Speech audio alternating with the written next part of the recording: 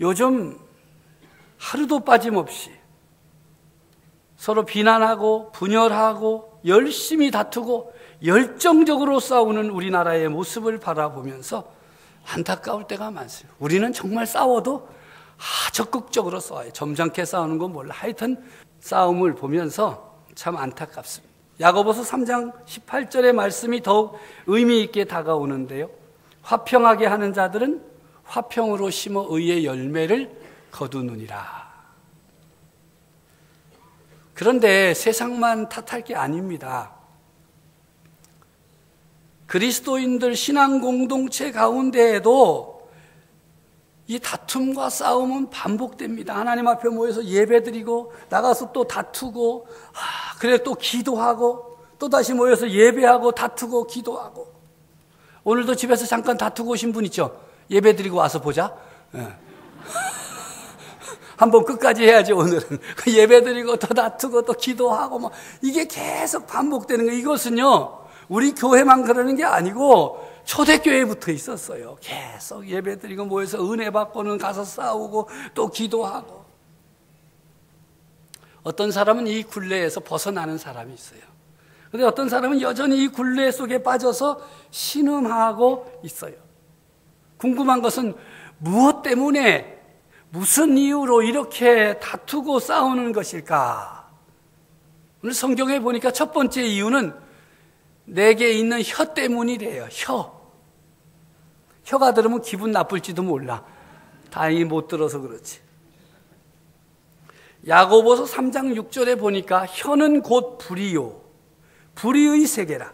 혀는 우리 지체 중에서 온몸을 더럽히고 삶의 수레바퀴를 불사르나니 그 사르는 것이 지옥불에서 나느니라 하면서 사람의 그 혀가 얼마나 우리로 하여금 다투고 싸우게 하는지를 강조하고 있어요.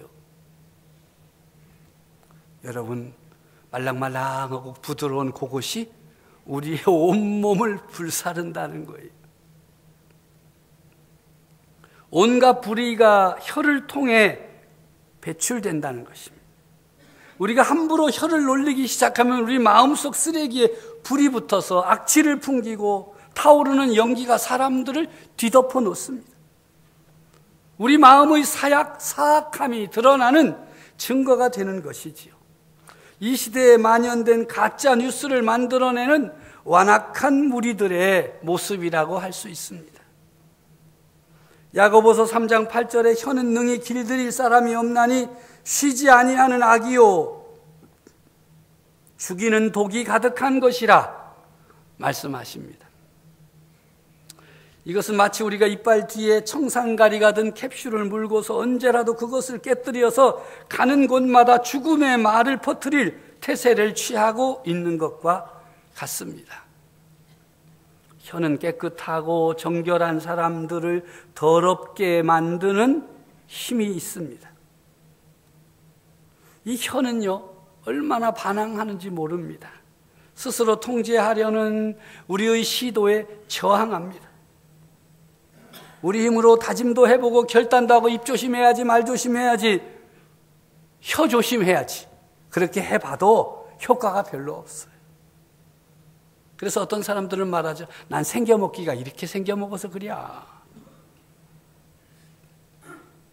그런데 이 혀가 우리의 참모습을 드러낸다는 것입니다. 다른 사람들에게 보여주는 좋은 이미지 뒤에 숨어있는 속사람은 혀를 통해서 드러나게 되어 있습니다.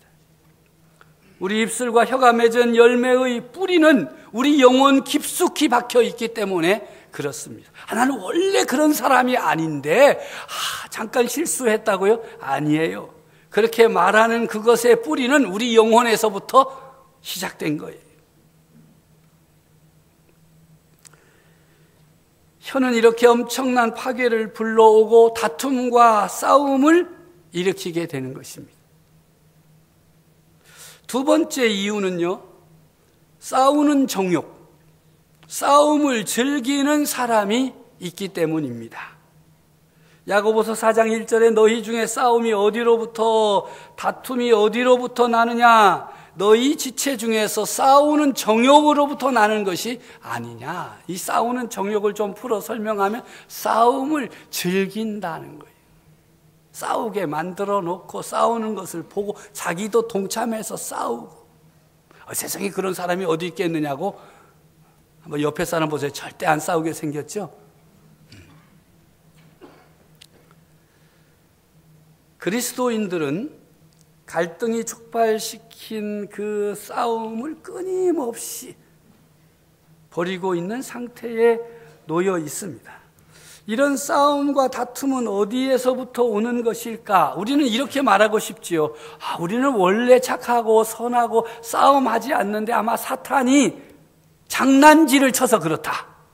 아니면 이단이 은밀히 스며들어 가지고 그런 것이다. 또 그도 아니면 거짓 형제가 들어와서 우리를 싸우게 만들었다. 그런데 오늘 야고보 사도는 성경을 통해서 무엇라고 말하는가 하면 틀렸다는 게, 그런 대답 다 틀렸다는 거예요. 정답은 너희 지체 중에서 싸우는 정욕으로부터 나는 것이 아니냐, 이렇게 말씀합니다. 외부에서가 아니라 내부 안에 싸움을 즐기는 자들 때문에 싸움과 다툼이 일어나는 것이라고 말씀하고 있는 것입니다. 다른 사람 쳐다볼 것 없어요. 우리 안에 있어요. 내 안에 있어요. 우리가 다투고 싸우면 세상은 우리를 보고 신나할 것이고 우리의 내분을 보며 춤을 추며 기뻐하겠지만 그래도 비난받아야 할 사람은 우리 내부에 있습니다. 우리 자신입니다. 신앙 공동체인 교회가 앞으로 전진하려고 할 때마다 슬그머니 초를 치는 사람들이 나타납니다. 뭐 그딴 걸 한디야. 성도들의 마음을 흔들어 놓습니다. 걱정하고 염려하는 것처럼 말합니다. 그러면 보통 사람들은 그들의 말에 마음을 빼앗깁니다. 그래야? 어쩐디야? 그러면서 의심하고 염려합니다. 시간이 지나면 좀 더 강도가 세워져 비난합니다. 세상뿐이겠어요? 세상은 원래 그러니까 그렇다 치고 세상뿐이겠어요? 신앙 공동체인 교회 가운데에도 이런 거짓, 다툼과 싸움, 내분을 즐기는 사람들이 있습니다. 목사님 그럴 리가 있겠습니까? 아니에요. 있어요. 흔들리는 모습을 보면서 즐기는 음흉한 미소를 짓습니다.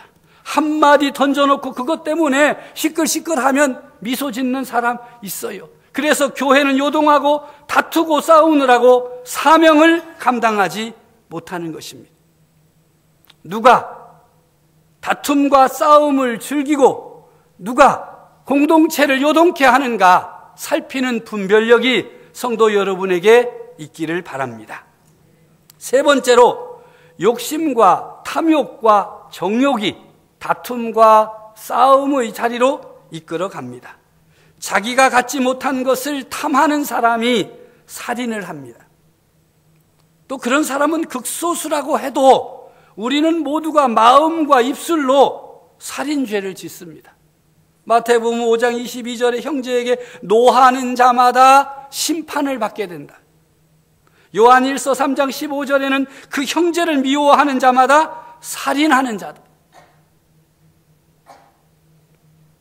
좌절된 욕망으로 인해 다투고 싸우는 사람들은 기도하지 못합니다. 욕심을 내어도 얻지 못할 때 사람들은 어쩔 줄 몰라 하고 좌절하고 그리고 원망합니다.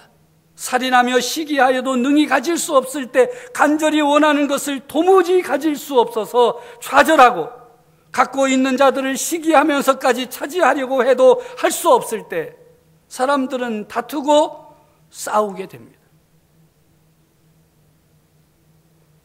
그리고 기도하지 못합니다.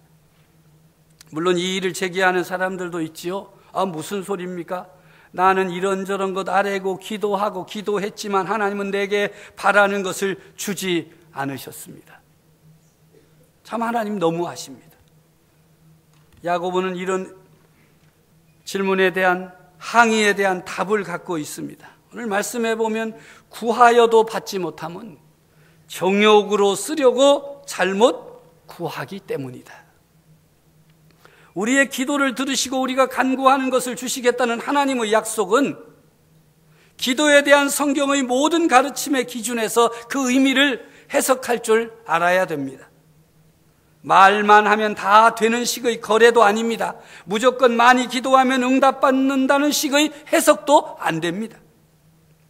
무엇이든지 구하는 바를 그에게서 받나니 이는 우리가 그의 계명을 지키고 그 앞에서 기뻐하시는 것을 행함이라. 근데 왜 사람들은 무엇이든지 구하는 바를 그에게서 받나니까지만 읽는지 모르겠어요. 성경을 다 읽어야 될 거 아니겠어요? 분명히 그렇게 되어 있죠. 무엇이든지 구하는 바를 그에게서 받는다. 성경의 여기에서 멈추지 않습니다. 뭐라고 되어 있어요? 이는, 그 이유는 우리가 그의 계명을 지키고 그 앞에서 기뻐하시는 것을 행함이라. 그를 향하여 우리의 가진 바 담대함이 이것이니 그의 뜻대로 무엇을 구하면 들으심이라. 그의 뜻대로 무엇을 구하면 들으심이라. 우리가 원하는 대로, 우리가 뜻하는 대로, 우리의 욕심을 따라, 탐욕을 따라, 정욕을 따라, 쾌락을 따라 구하면 듣지 않습니다. 하나님의 뜻대로 무엇이든지 구하면 듣는다고 하는, 들어주신다고 하는 담대함이 우리에게 있습니다. 그런데 오늘 말씀을 좀 더 살펴가면 야고보 사도는 교회 가운데 있으면서도 다툼과 싸움에 빠져 있는 사람들을 향해서 매우 세게 말씀하십니다.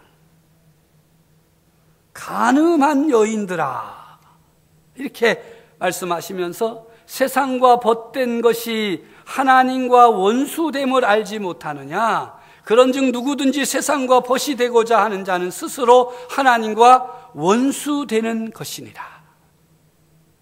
아니, 어떻게 우리 믿는 사람들을 향해서 간음한 여인이라 이런 말을 할 수가 있겠습니까? 왜 그랬을까요? 그 이유가 있습니다. 그들이 하나님을 속이고 바람을 피웠기 때문에 그렇습니다.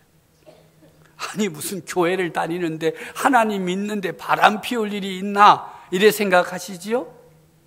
우리들이 하나님의 백성이요 하나님께 속한 사람이라고 하면서 하나님 사랑한다고 말하는데 실제적으로 하나님을 향한 사랑, 관심, 애정, 충성심은 없고 그저 오로지 그들에게 있는 관심과 애정과 충성심은 자기 자신과 세상을 향하여 몰려가고 있으면 그게 바로 바람 피우는 일이다. 하나님과 친밀한 관계를 맺기보다는 세상과 친밀한 벗이됨으로 하나님과 원수되는 길로 가기 때문에 간음한 여인이라고 말씀하고 있는 것입니다. 여기서 말하는 세상은 하나님과 대립되는 세상의 체제를 말하는 것입니다. 여기서 주목해야 할 것은 구원받지 못한 사람을 향해서 간음한 여인들이라고 하지 않고 하나님을 믿고 구원받은 사람들을 향해서 주시는 말씀인 것입니다. 그들이 하나님을 대적하는 세상의 세력과 친밀하다면 그것은 간음을 저지르는 것이며 스스로를 하나님의 적으로 만들고 있다라는 말씀입니다. 그래서 야고보 사도는 그리스도인들이 영적 간음을 하고 있다고 말씀하고 있는 것입니다.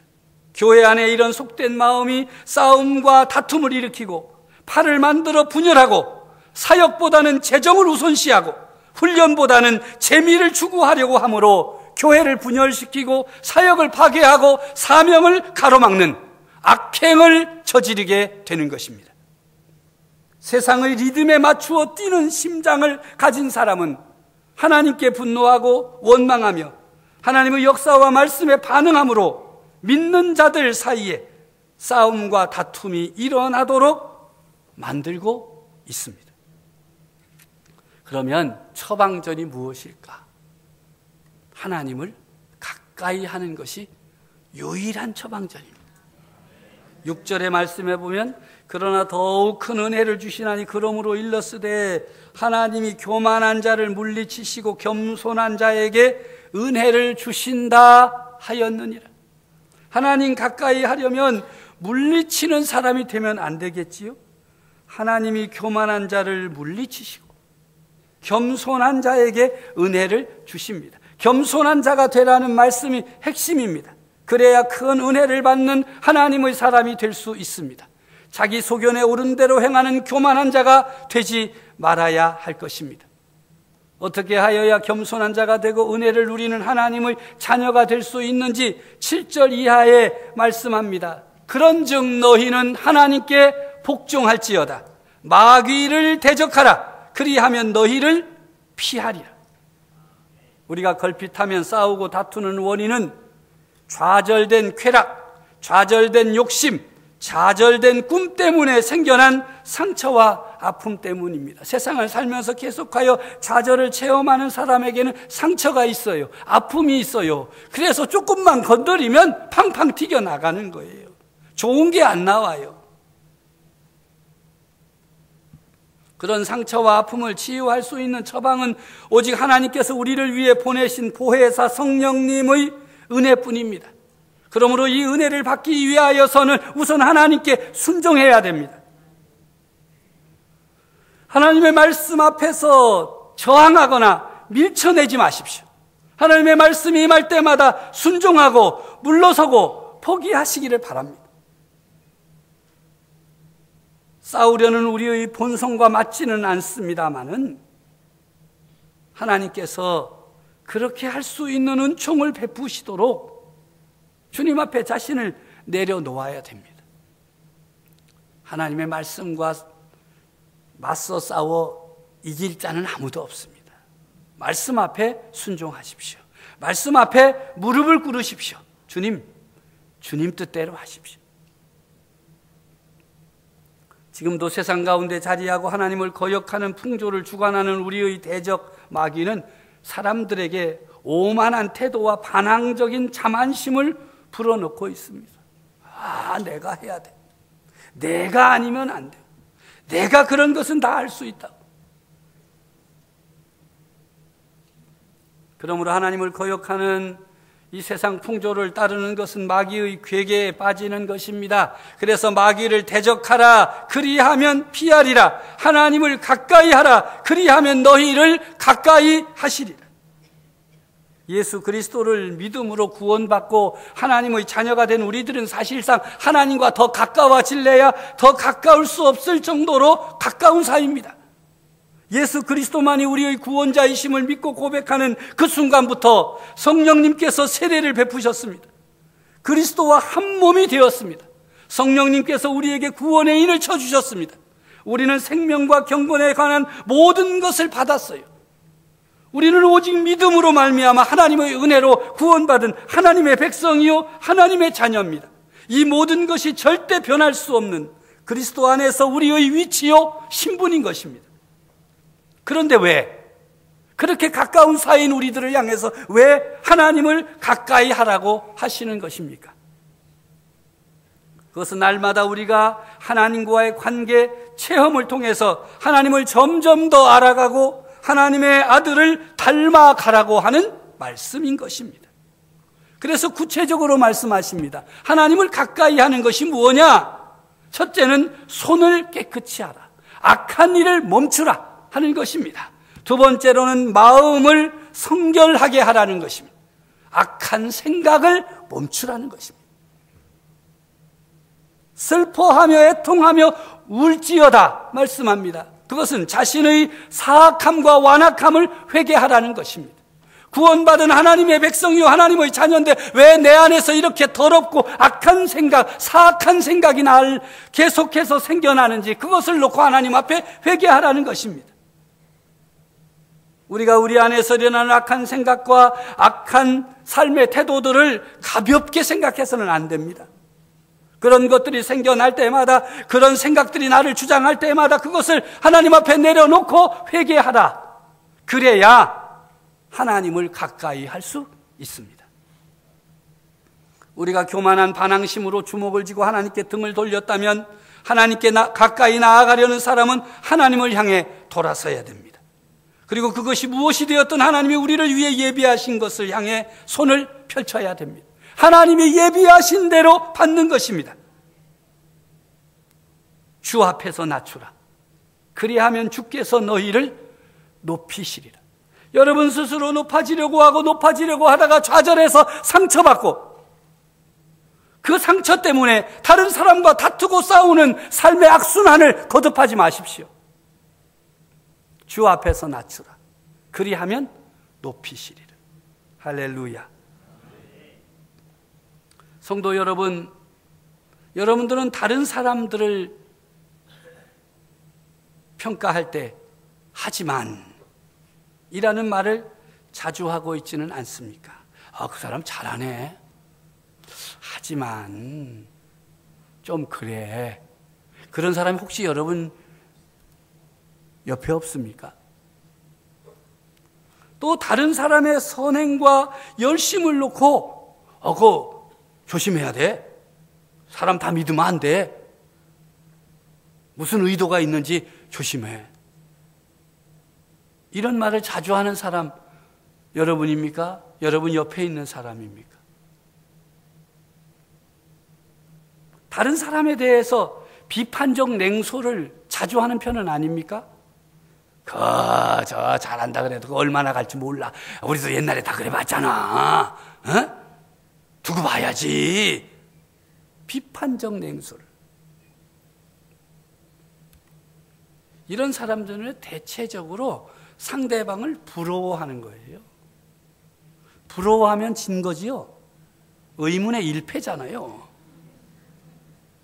뭐 세상에 어떤 사람 누가 어떤 사람 한다고 막 부러워하고 거기서 그치는 것이 아니라 질시하고 말이 잘 안 나옵니다. 이 부러움이 적대감이 되어서 한 사람을 무너뜨리고 속상하게 만들고 신앙 공동체 전체를 혼란에 빠뜨리게 되는 것입니다. 어떻게 하여야 하겠습니까? 하나님을 가까이 하는 길 외에는 없습니다. 왜냐하면 하나님을 가까이 하는 사람에게라야 만족함이 있기 때문입니다. 더 나아지고 더 나아가고 더 많이 갖고 세상에 뭔가를 보여주고 정상에 도달하지 않아도 됩니다. 세상에 나가려면 그렇게 해야지요.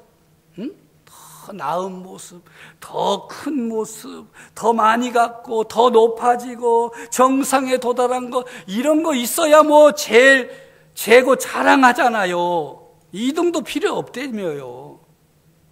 그런데 하나님을 가까이 함으로 얻는 만족은 좌절된 소망이나 이루지 못한 목표가 있을지라도 가난하게도 하시고 부하게도 하시며 낮추시기도 하시고 높이시기도 하시는 한 분 하나님께 우리의 삶을 내어 드리는 것입니다. 부러움 때문에 괴롭습니까? 경쟁에서 뒤처지고 있어서 속이 상합니까? 긴장을 푸십시오. 여러분 자신은 여러분 자신일 뿐입니다. 그 남자도 아니고 그 여자도 아닙니다. 자신이 가진 것으로 할 수 있는 한에서 최선을 다하며 사는 것입니다. 하나님은 그것으로 기뻐하십니다. 그리고 우리를 가까이 하십니다.